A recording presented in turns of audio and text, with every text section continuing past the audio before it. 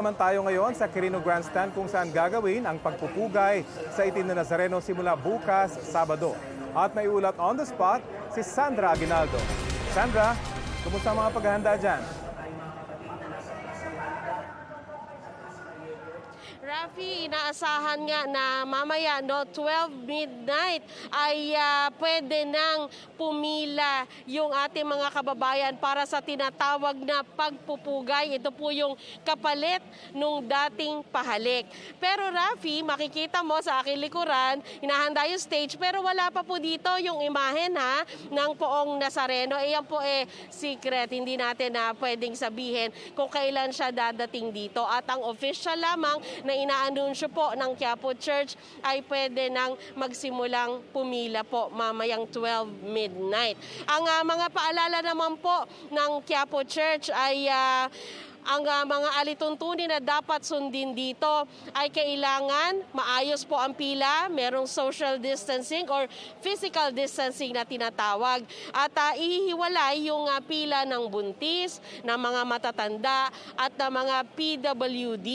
Bawal humalik pero pwedeng humawak sa imahen ng Nazareno at ito po ay replika. Pwede naman pong makalapit o magpahid ng inyong mga panyo pero may magbabantay doon mismo sa pagitan ng tao at ng mga deboto dahil inaasahan din na baka may magtatangka na humalik. Talagang matindi ang pakiusap po ng Quiapo Church na sana wag pong magtangka na ganon dahil nasa gitna pa rin po tayo ng pandemya at nais po nila na maging ligtas ang lahat ng debotong pupunta dito. Inaasahan po na mamaya sa pila ay meron pong naka-assign na magsasanitize sa inyo. So kailangan ng inyong kooperasyon bago kayo makapasok doon sa mismong lane papunta na sa imahen ay merong mag-i-spray ng mga sanitizer sa inyo at sisiguruhin na kayo ay nakamask. Ayan po at ito pong pagpupugay ay inaasahan na maglalast until the last hour ng January 9. Yan po ang sinasabi sa atin ng pamunuan ng Quiapo Church. At syempre po, ang pagsisimulan, ang kasunod po niyan ay ang pagsisimula naman po ng tinatawag na Walk of Faith. Pero alam naman natin na wala pong isasama na imahen dyan sa Walk of Faith. At ganun din, yung pong imahen na ilalagay dito na replika ng Poong Nazareno ay hindi rin po daw gagalaw dito.